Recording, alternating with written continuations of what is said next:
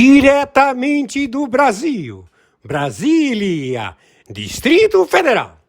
Quem vos fala, mestre Dinho, trazendo sempre informações na palma da sua mão, com notícias de utilidade pública, nacional e internacional.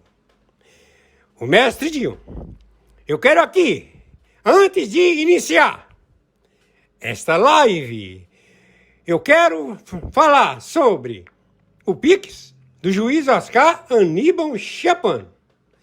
Pix Oscar Aníbal Chapan @gmail.com. Repito, Oscar Aníbal Chapan @gmail.com.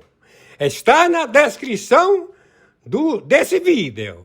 Existe uma nação cujo destino foi selado antes mesmo de ela existir. Suas vitórias, suas alianças, sua queda e até sua possível redenção foram escritas em pergaminhos antigos.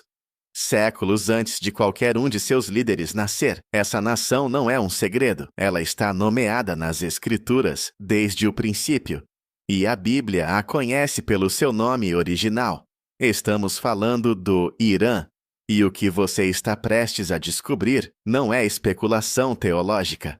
É um fio que corre desde o Gênesis até o Apocalipse, com uma coerência que nenhum ser humano poderia ter construído sozinho. Um padrão tão preciso, tão consistente ao longo de milênios, que só pode ser explicado por uma mente que enxerga o fim desde o princípio.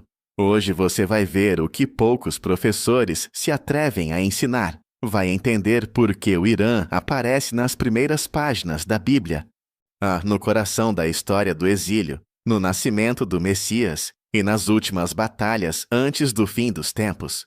E vai entender por que isso importa para o mundo que vivemos hoje. O começo de tudo, a Tábua das Nações. Para entender o destino profético do Irã, precisamos voltar ao ponto de partida de toda a civilização humana. Depois do dilúvio, quando as águas recuaram e Noé pisou em terra firme com sua família, Deus não salvou apenas 8 pessoas. Ele reiniciou a humanidade, e dessa família descenderiam todas as nações da história. No capítulo 10 do livro de Gênesis, encontramos o que os estudiosos chamam de Tábua das Nações, o primeiro mapa genealógico do mundo após o dilúvio. É um texto que muita gente lê como uma lista entediante de nomes difíceis. Mas quem entende o que está por trás de cada nome, percebe que está olhando para o projeto arquitetônico da história humana. Dentro dessa tábua, 2 nomes se destacam como os patriarcas diretos do povo que habitaria as terras do atual Irã. O primeiro é Madai, filho de Jafé. De Madai descenderam os Medos, um povo das montanhas duro e resistente, que habitou os planaltos ao norte da região que hoje chamamos de Irã. Eram guerreiros disciplinados, organizados, que construíram uma cultura própria nas terras altas do Oriente Médio. O segundo é Elão, filho de Sem. E aqui o detalhe genealógico é fascinante. Elão era do mesmo ramo de Abraão. Seus descendentes se estabeleceram ao sudoeste, nas planícies férteis que bordeavam o Golfo Pérsico. A região de Elão era uma das civilizações mais antigas do mundo, com cidades e leis e uma cultura que antecedia até mesmo Babilônia. 2 ramos, 2 temperamentos, 2 territórios, mas um destino profético compartilhado. Desde Gênesis 10, o Irã está no mapa de Deus.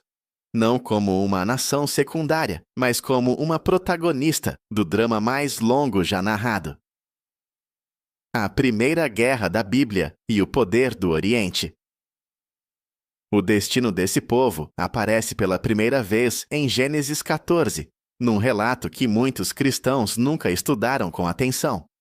É a primeira guerra internacional registrada em toda a Bíblia.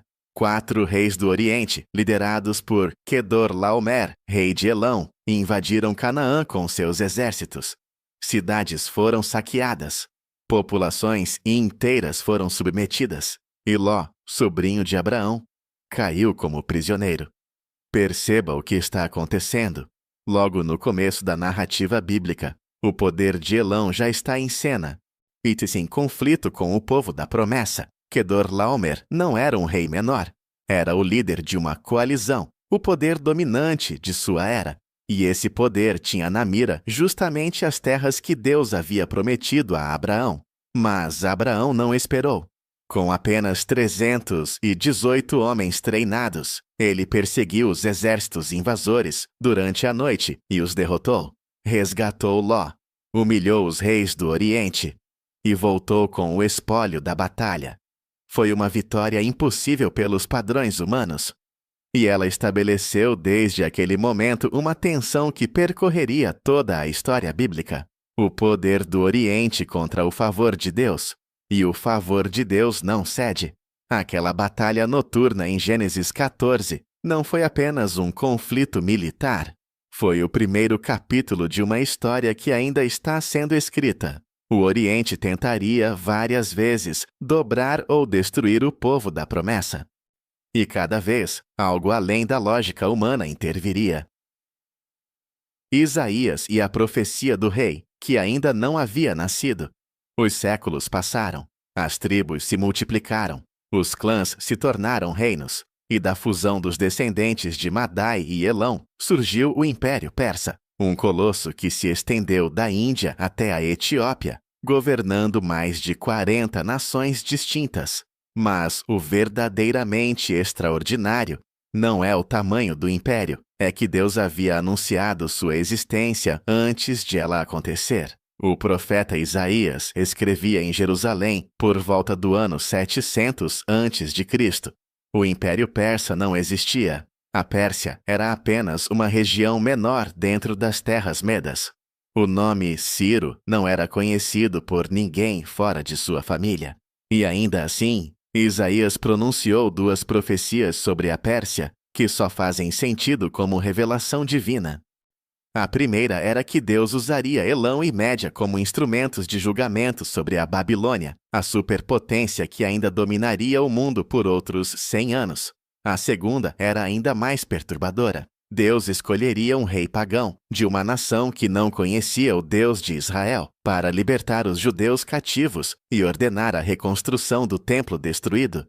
E esse rei seria chamado pelo nome mais de 150 anos antes de nascer. Isaías capítulo 45, versículo 1. Assim diz o Senhor ao seu ungido, a Ciro, cuja mão direita tomei para subjugar nações diante dele.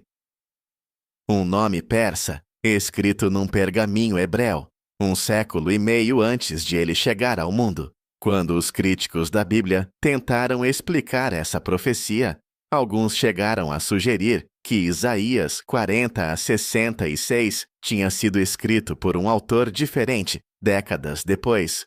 Mas justamente porque não conseguiam aceitar que um nome específico pudesse ser revelado com tanta antecedência.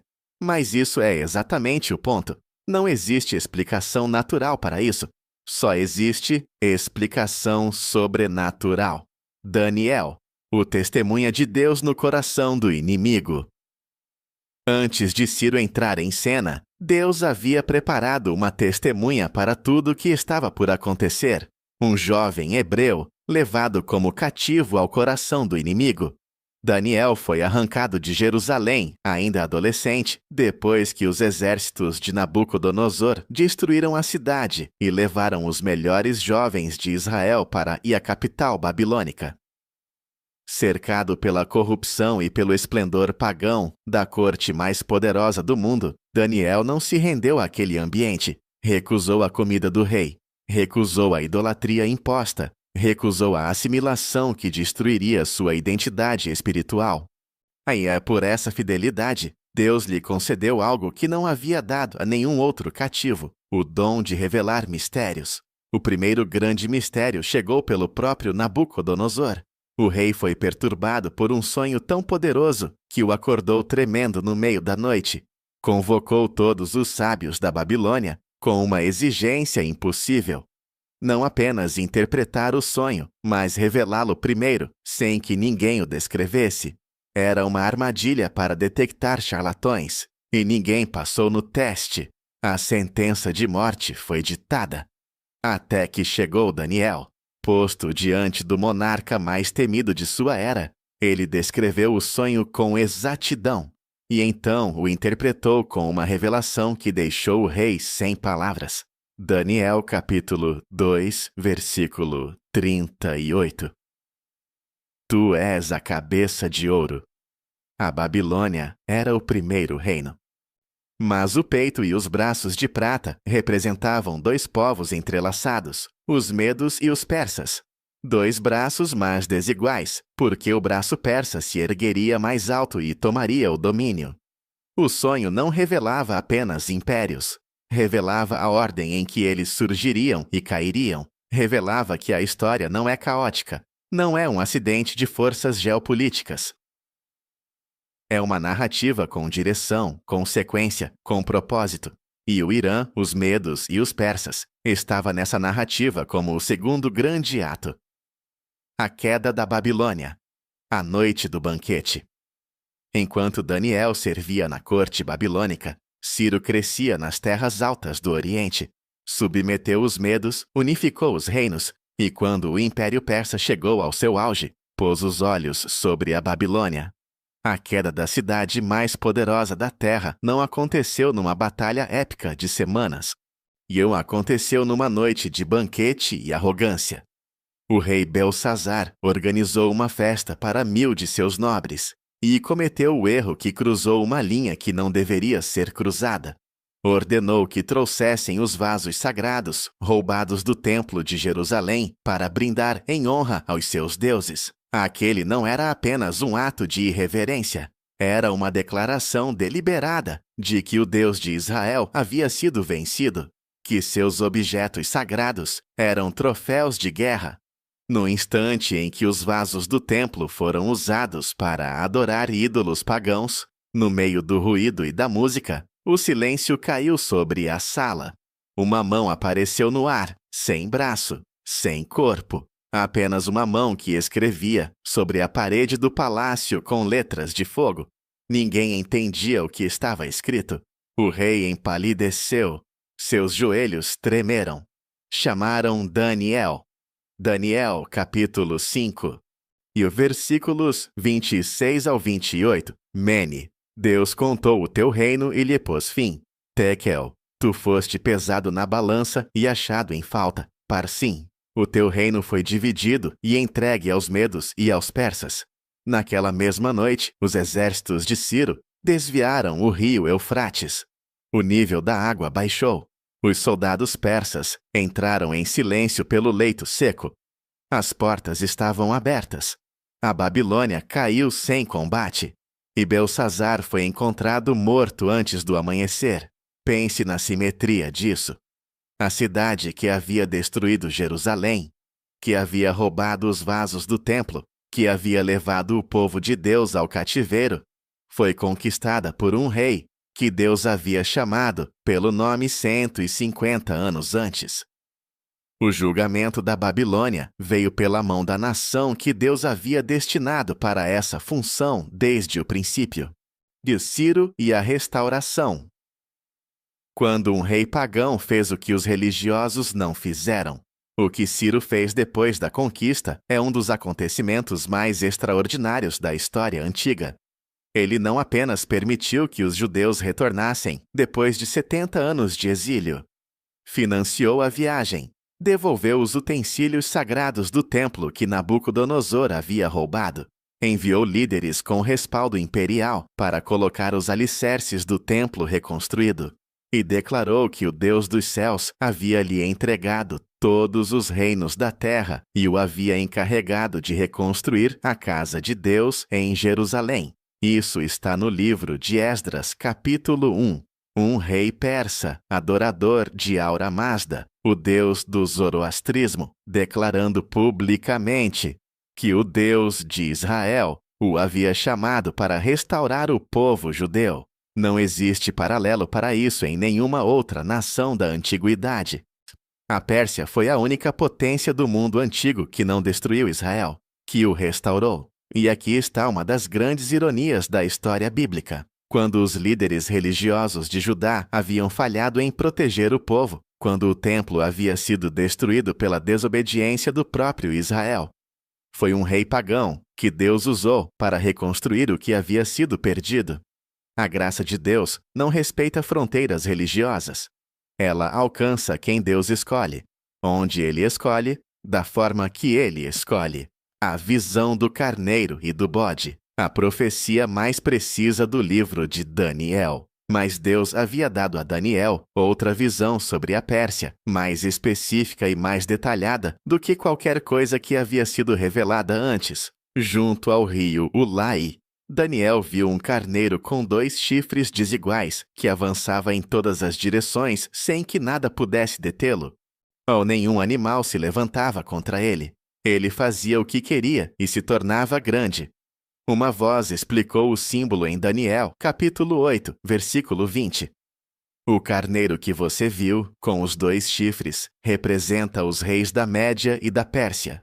2 chifres, 2 poderes, mas um dominante. O chifre mais alto representava a Pérsia, que surgiu depois, mas superou a Média em poder e influência.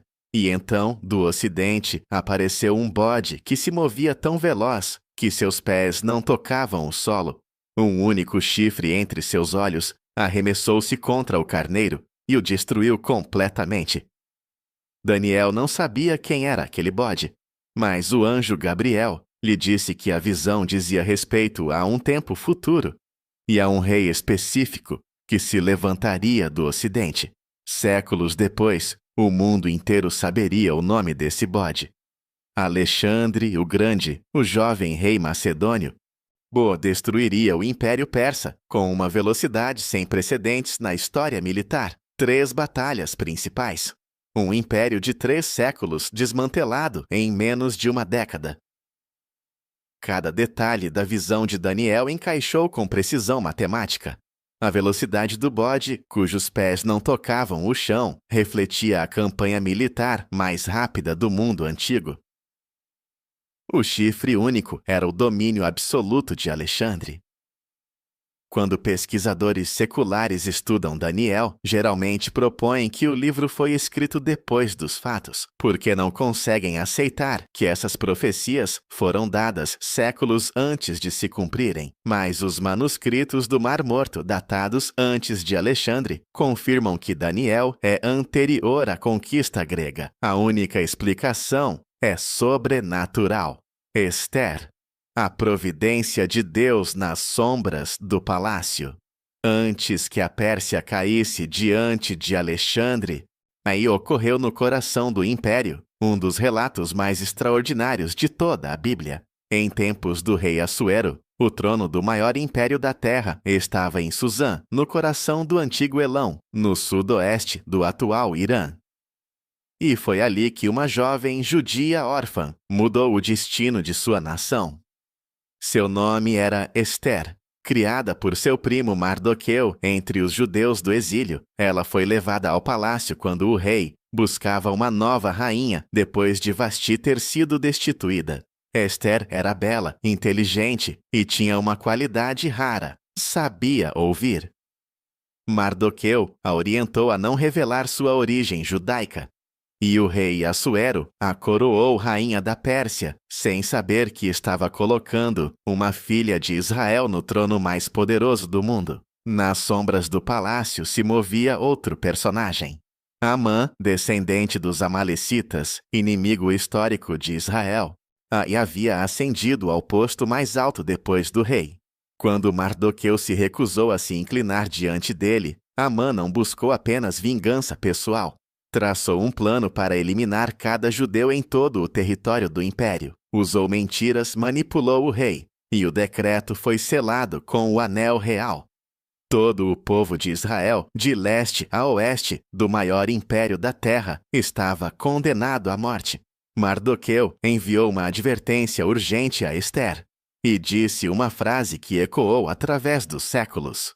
Esther, capítulo 4, versículo 14. Quem sabe se não foi para um momento como este que você chegou a essa posição? A providência de Deus raramente aparece com fanfarras. Aparece nos posicionamentos silenciosos, nas portas que se abrem sem razão aparente, nas circunstâncias que só fazem sentido quando olhamos para trás, para salvar seu povo. Ester precisava se apresentar ao rei sem ser chamada, e a lei do Império Persa era inflexível. Qualquer pessoa que entrasse na câmara do trono sem convite podia ser executada no ato, salvo que o rei estendesse seu cetro de ouro em sinal de clemência. Ester era rainha, mas nem a rainha estava acima dessa lei. Ester jejuou 3 dias. Pediu que todo o povo judeu de Susã jejuasse com ela, e então caminhou em direção às portas do trono. O cetro foi estendido. Em um banquete cuidadosamente preparado, Ester revelou a verdade no momento exato. O inimigo foi identificado. Amã foi enforcado na mesma forca que havia construído para Mardoqueu. Um novo decreto foi emitido permitindo que os judeus se defendessem em todo o império. E o dia projetado para sua destruição se transformou no dia de sua libertação. O Império Persa, sem ter planejado isso, ou sem ter buscado esse papel, tornou-se escudo para o povo de Deus. Há uma lição teológica profunda aqui. Deus não aparece no livro de Ester. Seu nome não é mencionado uma única vez, mas sua mão está em cada página. Cada coincidência, cada posicionamento, cada momento de coragem humana, tudo aponta para uma direção soberana que transcende as escolhas dos personagens. Os magos do Oriente. Quando a Pérsia adorou o Messias, séculos depois, quando o mundo aguardava o Messias prometido, algo conectou uma vez mais a Pérsia ao plano divino. Mateus capítulo 2, versículo 1. Uns magos do Oriente chegaram a Jerusalém perguntando: onde está o rei dos judeus que nasceu? A palavra grega magos descreve sábios, astrônomos e sacerdotes do Oriente, muito provavelmente das antigas terras do Império Medo-Persa. Mas como eles sabiam o que procurar? Como homens de outra religião, de outro idioma, de outra cultura, puderam reconhecer o nascimento do Rei dos Reis? A resposta mais provável está nos escritos de Daniel. Ele havia servido como chefe dos sábios da Babilônia. Seus escritos, suas profecias, teriam ficado naquela tradição de sabedoria oriental. E Daniel, no capítulo 9, versículo 25, havia dado uma contagem matemática precisa para o tempo da chegada do Messias. Quando a estrela apareceu, aqueles homens souberam o que ela significava. Não por impulso emocional, por conhecimento herdado, por séculos de profecias preservadas nas tradições acadêmicas das terras persas. Eles cruzaram o deserto, chegaram a Belém e se ajoelharam diante de uma criança, oferecendo 3 presentes que eram 3 confissões proféticas: ouro para um rei, incenso para um deus, mirra para um sacrifício. Enquanto os líderes religiosos de Jerusalém, que conheciam as profecias de cor, permaneceram indiferentes, foram homens de terra persa os primeiros gentios a reconhecer e adorar o Salvador. Uma vez mais, a Pérsia foi instrumento nas mãos de Deus. Desta vez, não para restaurar um povo, mas para testemunhar o nascimento da esperança de toda a humanidade. Há algo profundamente simbólico nisso. Daniel, o cativo hebreu nas terras do Oriente, havia plantado sementes de conhecimento profético que floresceram séculos depois nas mentes daqueles sábios. O exílio que parecia apenas tragédia havia sido também semeadura. O sofrimento havia carregado dentro de si uma missão. Jeremias e a profecia de 2 tempos: julgamento e restauração. Antes de chegarmos ao papel do Irã nos tempos finais, precisamos parar num profeta que pronunciou sobre Elão, uma das profecias mais ignoradas de toda a Bíblia. Jeremias, em seu capítulo 49, versículos 35 ao 39, pronunciou uma palavra de 2 tempos sobre Elão, que pouquíssimos estudiosos analisam com atenção. Primeiro julgamento: quebrarei o arco de Elão, o principal fundamento do seu poder. O arco era a arma militar por excelência de Elão. Quebrá-lo significava destruir sua capacidade de guerra, seu orgulho, sua posição de potência. E isso ocorreu historicamente, quando as conquistas de Ciro unificaram Elão e Média numa única estrutura imperial, e quando Alexandre depois desmantelou esse império. Mas então vem o segundo tempo, inesperado, surpreendente. No fim dos dias, eu restaurarei a sorte de Elão, declara o Senhor, uma promessa de retorno. No meio de um capítulo cheio de julgamentos sobre nações, Deus insere uma cláusula de esperança especificamente para Elão, especificamente para o que é hoje o Irã. Isso não é pequeno. Isso é Deus dizendo que sua história com essa nação não termina no julgamento. Que mesmo depois de todo o conflito, toda a oposição, toda a aliança com forças que se levantarão contra Israel, ainda existe uma promessa gravada sobre aquele povo. A misericórdia de Deus é maior do que a geopolítica, é maior do que os pecados das nações. Ezequiel 38, a grande coalização dos últimos dias. E então chegamos ao texto que nenhum analista político do mundo pode ignorar quando estuda o Oriente Médio de hoje. Ezequiel, no capítulo 38, versículos 2 e 5, descreve uma grande coalizão de nações que se levantará contra Israel nos últimos dias. E entre os primeiros nomes dessa coalizão aparece um que já conhecemos. Pérsia, Etiópia e Líbia estarão com eles. A mesma nação que libertou Israel do exílio. A mesma terra cujos sábios adoraram o Messias. Nos dias finais, formará parte de uma aliança que marchará contra o povo restaurado de Deus. É uma das maiores inversões da narrativa bíblica, e é também uma das profecias mais claramente em processo de cumprimento no mundo atual. Os demais integrantes da coalizão são identificados como Gog, príncipe de Magog, associado por muitos estudiosos com uma potência do norte. Cus, a antiga Núbia, que corresponde à região do Sudão e Etiópia atual. Put, o norte da África, que inclui a Líbia moderna. E Gomer, junto com Togarmá, territórios próximos à atual Turquia e ao Cáucaso. Ezequiel capítulo 38, versículo 9. Subirás como tempestade, como nuvem que cobre a terra, tu e todas as tuas tropas, e muitos povos contigo. A escala do ataque é massiva, um número de nações como nunca havia sido visto antes em campanha unificada. E o alvo é Israel, um povo que a profecia do próprio Ezequiel, capítulo 37, havia descrito como reunido de volta à sua terra depois de séculos de dispersão.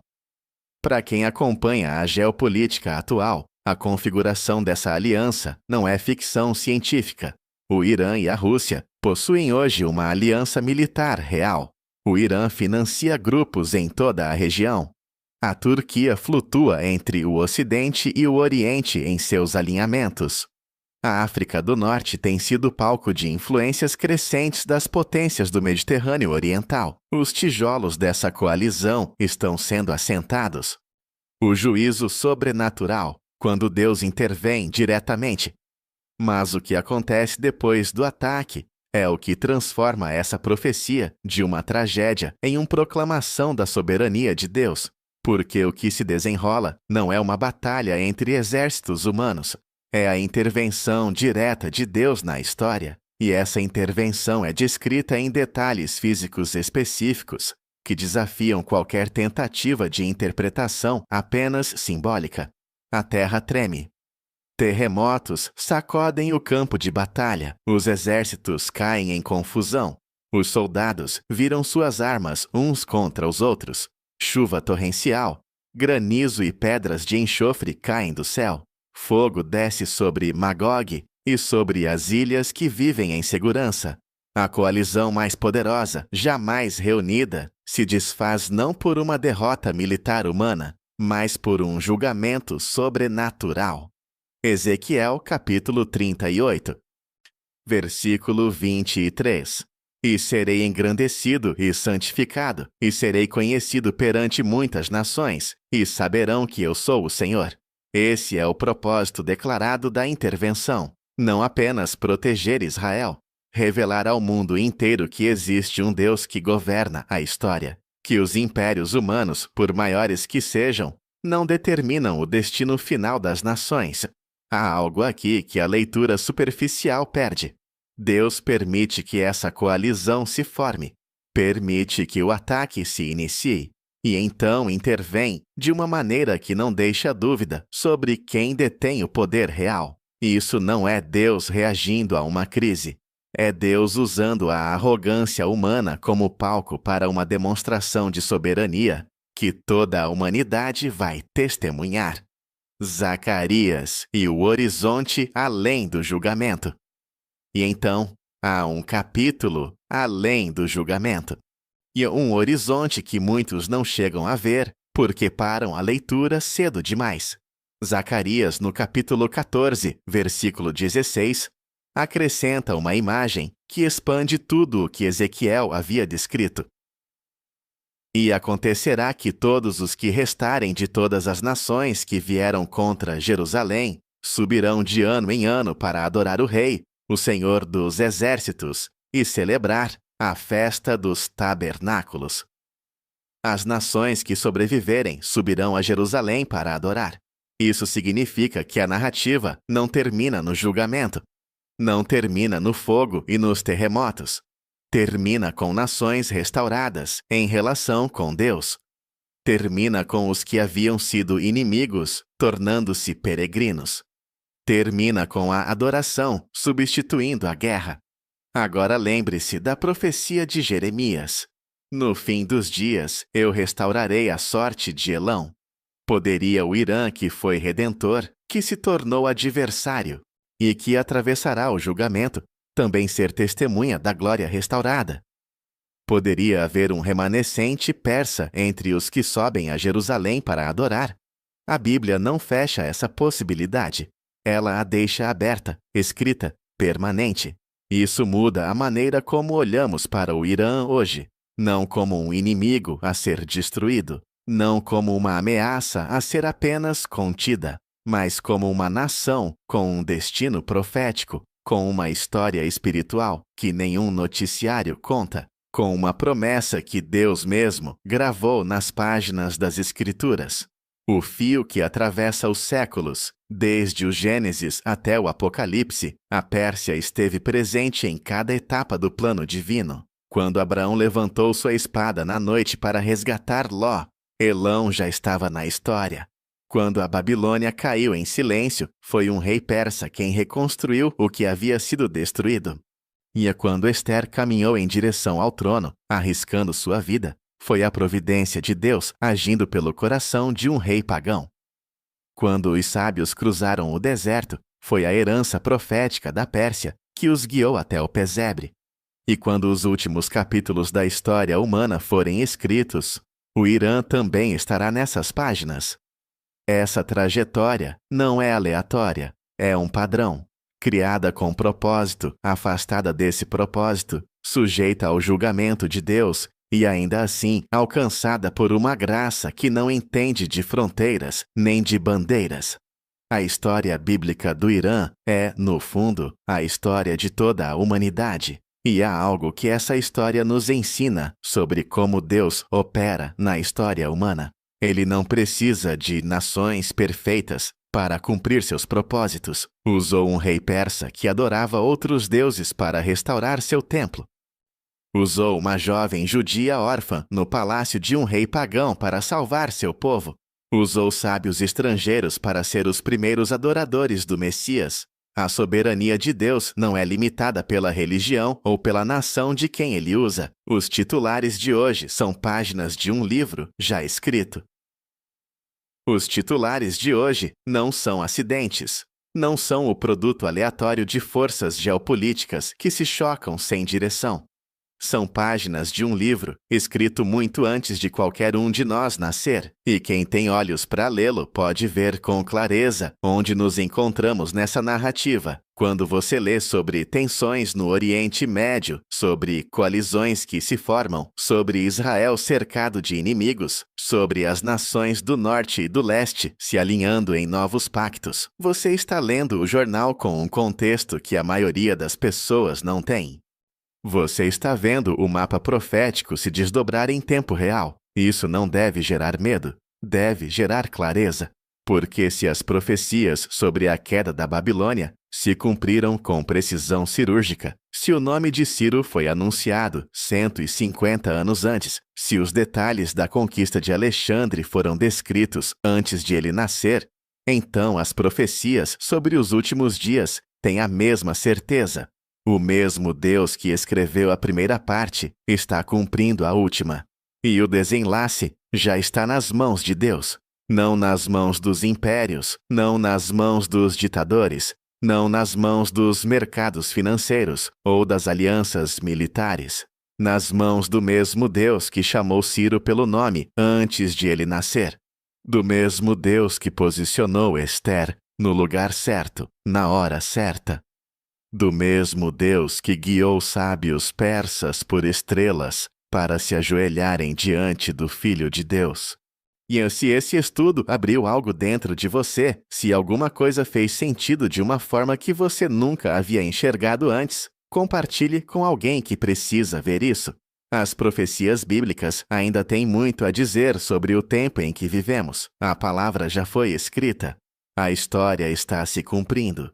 E o horizonte além do julgamento é a adoração. Que possamos todos estar do lado certo dessa história. Bênçãos.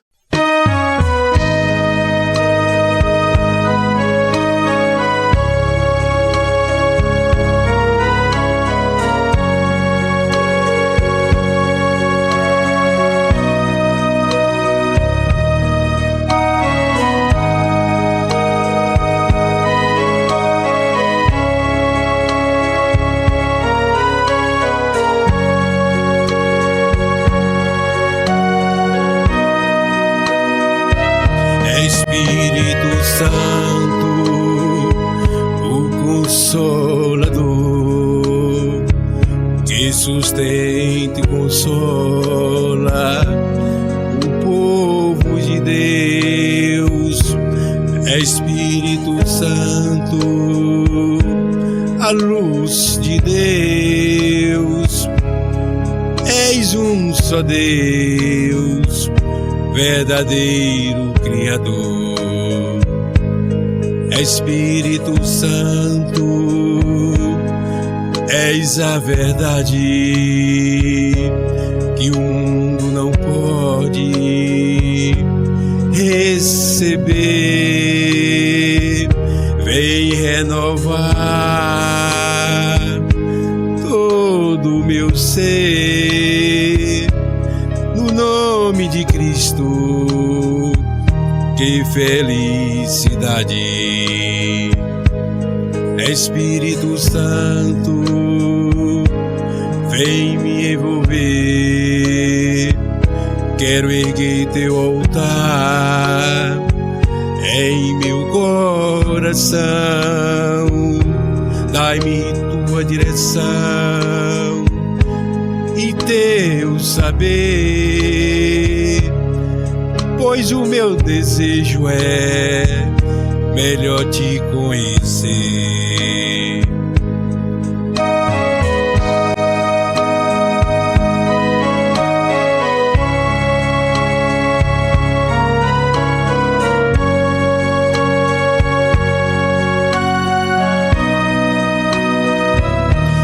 Espírito Santo, o Consolador,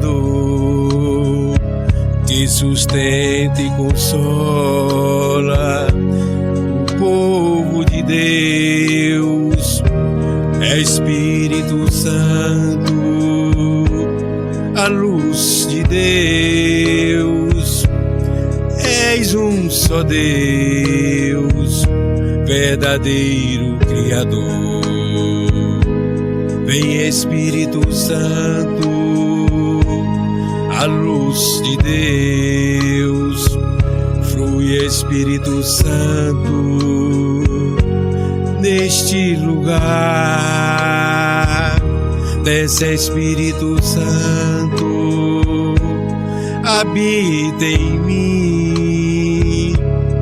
O meu coração é o teu altar. Espírito Santo, o Consolador,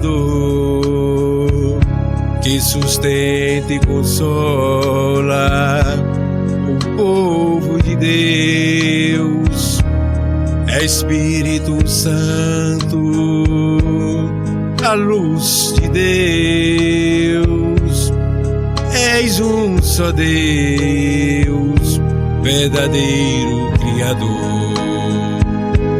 És um só Deus, verdadeiro Criador.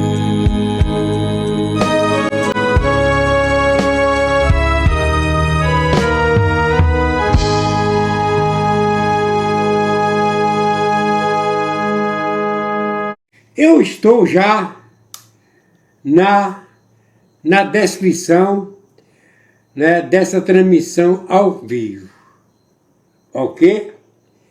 Então vocês poderão verificar que tem uma frase, e no final da frase, logo aí no topo, tem a palavra mais.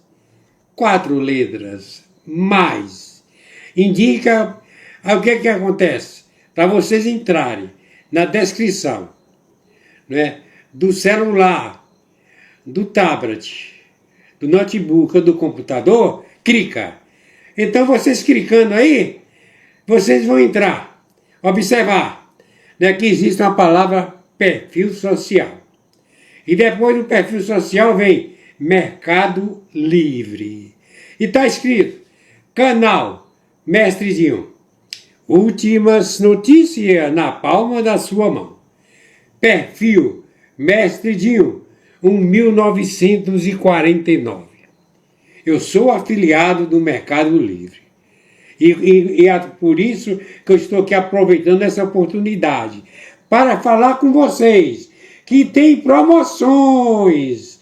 Promoções.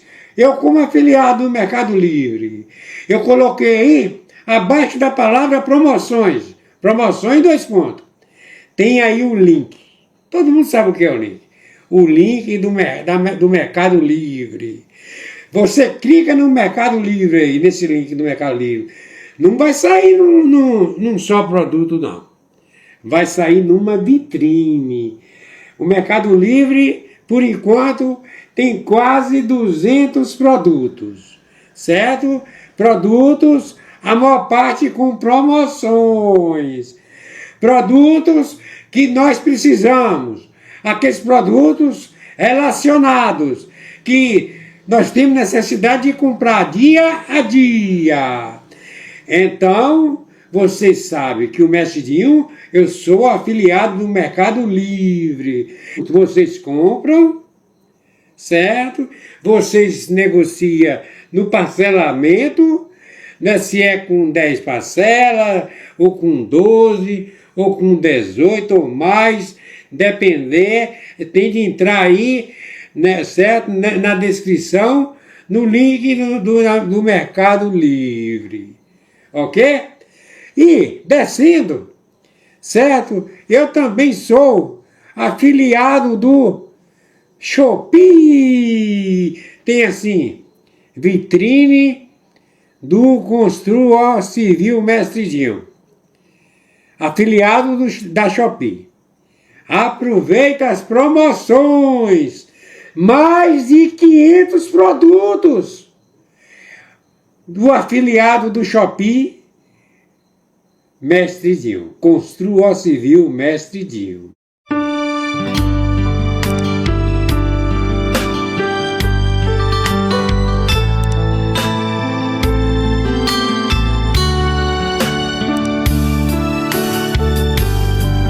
Jesus, meu Rei, preciso de ti, te seguirei por onde quer que for, mais perto quero estar, sempre hei de suplicar, nos conflitos com o tentador, Jesus me fará vencedor, no nome do Senhor Jesus, o inimigo é amarrado, com o poder do meu Deus, me guardando, me livrando.